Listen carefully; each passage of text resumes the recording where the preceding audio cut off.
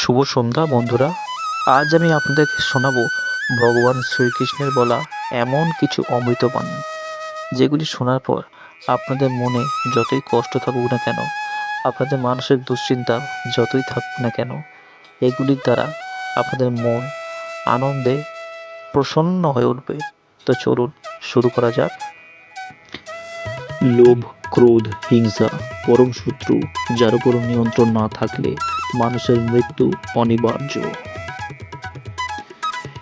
ইন্দ্রিয় থেকে প্রাপ্ত আনন্দ প্রথমে অমৃতের মতো মনে হলেও শেষ পর্যন্ত এটি বিষের ন্যায় ক্ষতিকারক হয়ে ওঠে, যা কেবল মানুষের জীবনকে পাপে পরিপূর্ণ করে।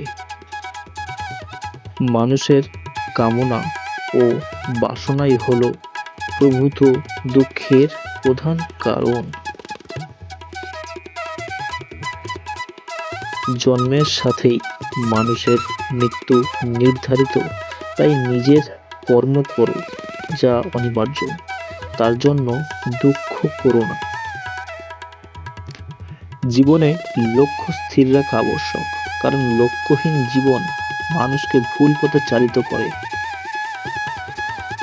বন্ধুরা, ভিডিওটা যদি ভালো লেগে থাকে তাহলে কমেন্টে লিখবেন জয় শ্রীকৃষ্ণ, আর একটি লাইক এবং চ্যানেলটিকে সাবস্ক্রাইব অবশ্যই করে দেবেন, এবং আপনার প্রিয়জনদের মধ্যেও এই ভিডিওটি শেয়ার করে দেবেন।